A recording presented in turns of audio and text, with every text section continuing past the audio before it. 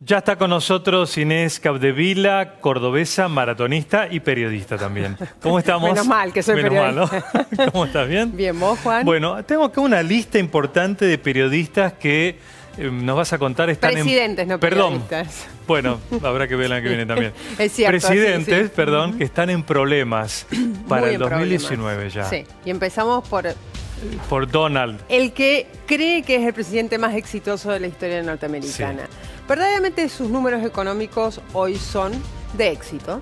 Sí. Crece la economía norteamericana, el desempleo está en su mínimo histórico, sí. No hay inflación, el boom económico se palpa en todo el país. Sí. Pero, Juan, y ese pero es malo para nosotros también. ¿Por qué, Habana? Porque hay nubarrones económicos que cada vez se van acumulando más.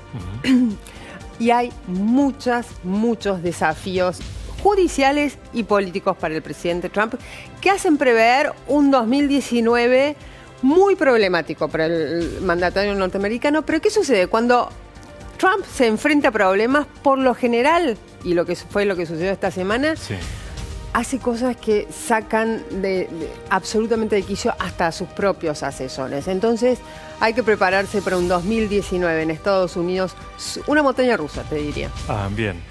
Tiene las denuncias... Las denuncias, exacto. Para ser funcional a Rusia. Cada vez son... O sea, la injerencia rusa en la campaña de 2016 sí, para respaldar a Donald Trump ya casi está comprobada. Y esa evidencia involucra e incluye al testimonio de muchísimos asesores o manos derechas de Trump durante la campaña. Bien, eso es injerencia.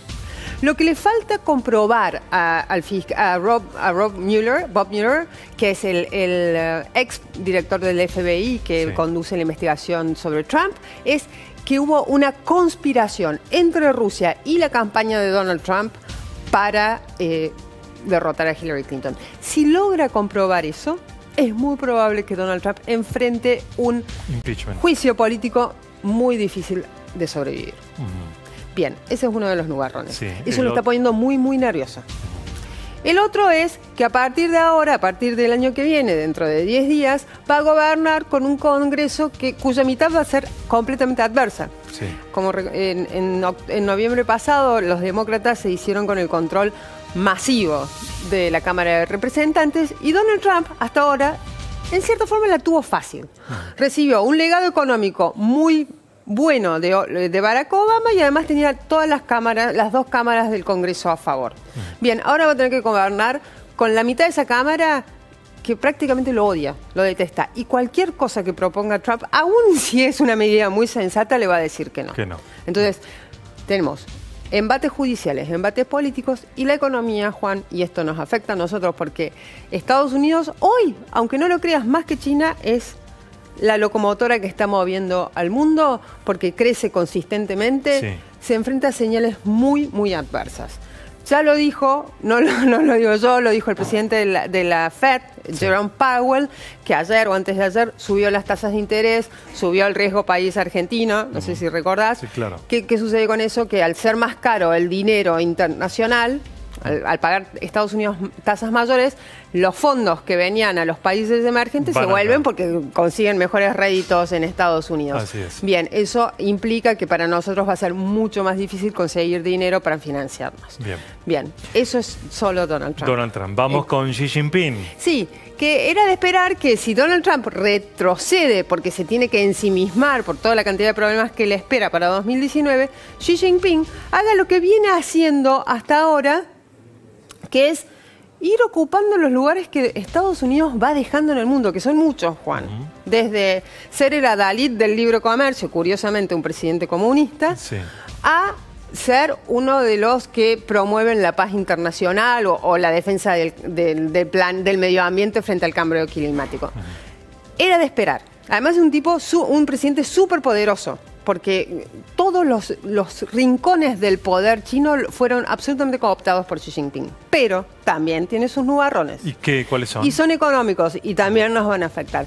China está entrando en un periodo no recesivo, Pero la economía, ese boom económico de China que el mundo envidió durante la primera década de este siglo, entre 2000 y 2010, que era una cosa que el mundo nunca había sido testigo de semejante avance económico. Sí, de tasas chinas. Las tasas chinas ya quedaron para todos. Bueno, esas tasas chinas van a ser del 6,5% el crecimiento.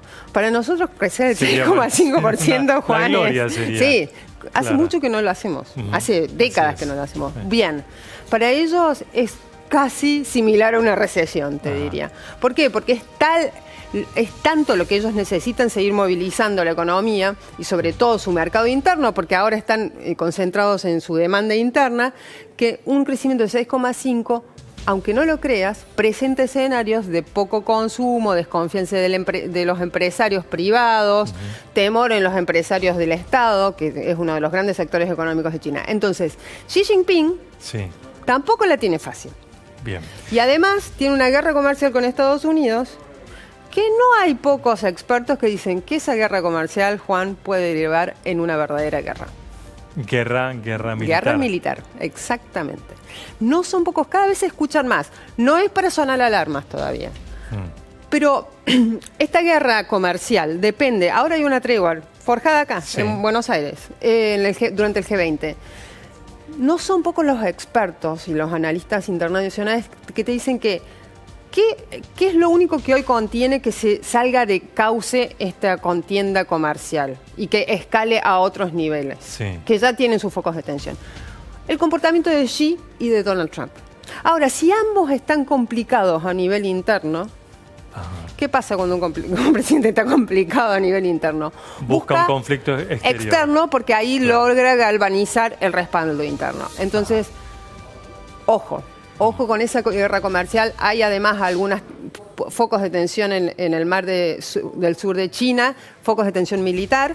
Entonces, ojo con que esa guerra comercial escale a una guerra militar. Ese sería el peor escenario posible para todo el mundo, Juan. No solo para Estados Unidos y para China. Que en un capítulo de House of Cards, Frank Underwood lo hacía, pero era ficción.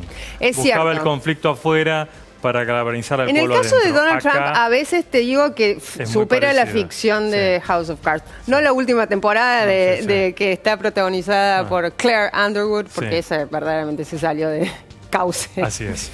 Bueno, el otro que está complicado, y hace un tiempo también cuando estaba acá en el país, es Emmanuel Macron. Está muy complicado.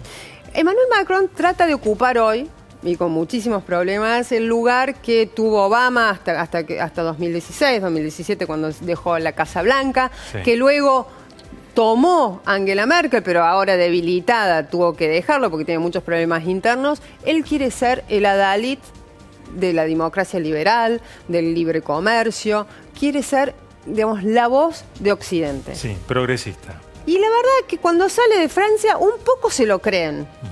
El resto de los países, pero no se lo creen tanto en Francia. La verdad que tiene un montón de problemas, su apoyo público descendió a menos del 30%, un presidente que hace un año y medio prácticamente ganó con un voto masivo, un poco por él, un poco en contra de Marine Le Pen, de la extrema derecha, y con muchísimas protestas sociales. Y no son solo ya los chalecos amarillos, son también los policías, por ejemplo. La calidad de vida de Francia baja. ¿Pero por qué? Porque baja también la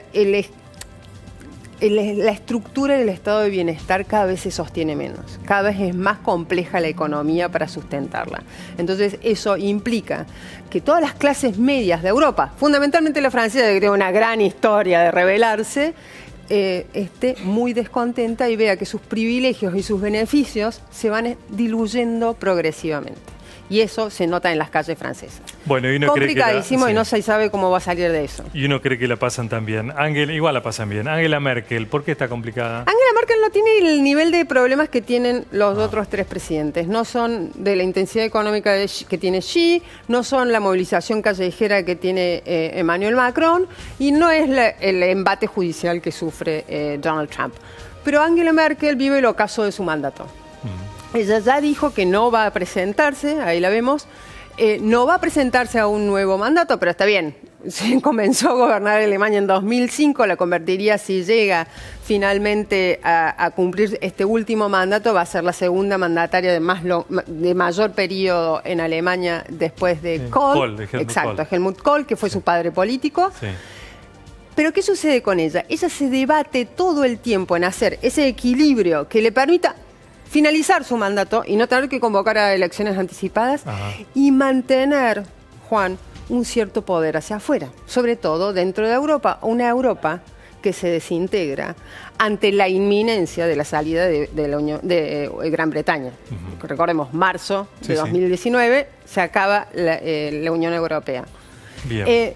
Bien. Esto con respecto, igual esta semana leímos que Angela Merkel abrió las puertas de Alemania para buscar fuerza laboral. ¿Necesitan trabajadores del extranjero? Entre 800.000 y 1.200.000 de trabajadores calificados extranjeros. Ajá. Exactamente.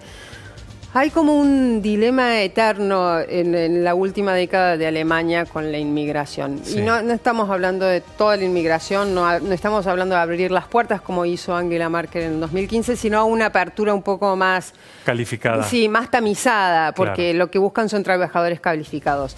Tienen un enorme agujero en su economía, que es que no pueden llenar puestos básicos de trabajo. Uh-huh. La economía alemana es probablemente una de las más sofisticadas del mundo. Sí. En eso la ayuda a Europa, ¿no? Que es su mercado primordial.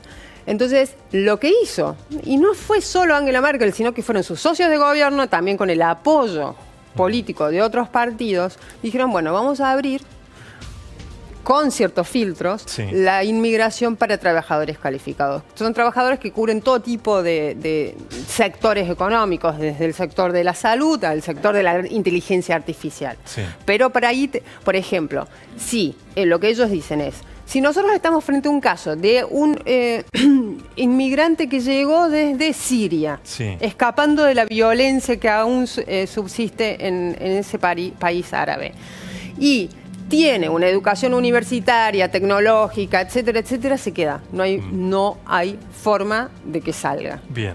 Pero si no es ese el caso, se vuelve a su país de origen. Bien. ¿Vos cómo andás con el alemán? No muy bien, hablo holandés, así que algo me va a servir. Bueno, holandés, francés, inglés, muy bien. Te va a ser muy fácil.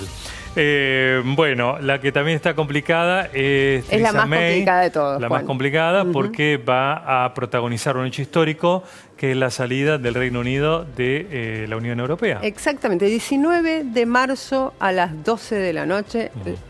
Gran Bretaña deja de ser parte de la Unión Europea, un hecho absolutamente imprevisible hace 3 años y que ha llevado en estos últimos 2 años y medio a Gran Bretaña por un sendero de caos absoluto.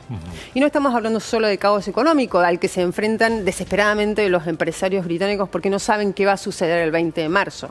Por ejemplo, ¿cuánta cola va a haber para entrar de camiones que traen productos de Europa? ¿Cuánta cola va a haber para que entren? Se cree, por ejemplo, que la economía se va a reducir en 8%, Juan, y nosotros la estamos pasando pésimo y se va a reducir en cerca de un 2% este año. Claro, ¿vuelven a funcionar las aduanas?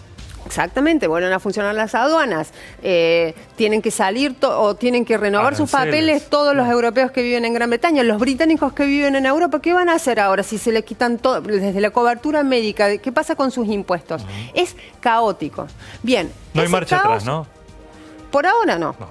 Porque la política británica por ahora dice que no. Hay una alternativa, hay un segundo referéndum, pero un día te dicen sí, hay posibilidades, otro día dicen que no. Sí. Pero la política está absolutamente revuelta. Los conservadores están enemistados hacia adentro, los laboristas están enemistados hacia adentro, no se hablan entre ellos, es imposible gobernar Gran Bretaña hoy. May tiene un plan para que Gran Bretaña sufra lo menos posible al dejar la Unión Europea. Ese plan va a una votación del Parlamento el 21 de enero. Bien. Si ese plan, que es casi seguro que no lo acepten, es probable que el 22 de enero May ya no sea la primer ministra británica. Bueno. Es la que peor tiene, es la que la Navidad menos calma va a pasar. Bueno, y ahora vamos con Evo Morales. ¿Por qué está complicado Evo Morales? Evo Morales es probablemente hoy uno de los presidentes más poderosos hacia adentro de América Latina, te diría. Tiene unas tasas de crecimiento Bolivia sistemáticas, se han mantenido bastante sólidas, un nivel de apoyo público también sólido, Pero ¿qué sucede? Es su propio enemigo. Claro. Hace 2 años aproximadamente los bolivianos en un referéndum le dijeron a Evo Morales que no querían que se presentara a otro mandato presidencial, a otra elección. Sí. Pero Evo Morales, muy en la tradición de Chávez, Maduro, etcétera, dijo, yo quiero volver a ser presidente. Entonces, ¿qué hizo? Presentó una demanda ante la justicia, por supuesto, está absolutamente controlada por el MAS, que es el Movimiento del Socialismo, que es el partido de Morales, y la semana pasada, o hace 2 semanas, la Corte Suprema lo autorizó a que se presente a un nuevo mandato. Las elecciones son el año que viene, pero Bolivia ya empieza a movilizarse en las calles para decirle que no, porque no escuchó. ¿Y sabés quiénes son los que más se movilizan? Los indígenas bolivianos. Porque tienen ciertas tradiciones de ceder y compartir el poder, que es algo que evidentemente Evo Morales no tiene ninguna intención de hacer. Juan, en 2002, cuando Evo Morales emergió como el gran líder de Bolivia, el gran líder político, él asumió en 2005, pero ahí en 2002 destellaba, ¿ya? Fue porque movilizó las calles. La movilización de las calles en Bolivia es para cualquier presidente un hecho de temer. Y ya están muy, muy movidas. Muy bien. Bueno, gracias por este panorama para el año que viene. Gracias a vos, Juan. Nos vemos. Gracias.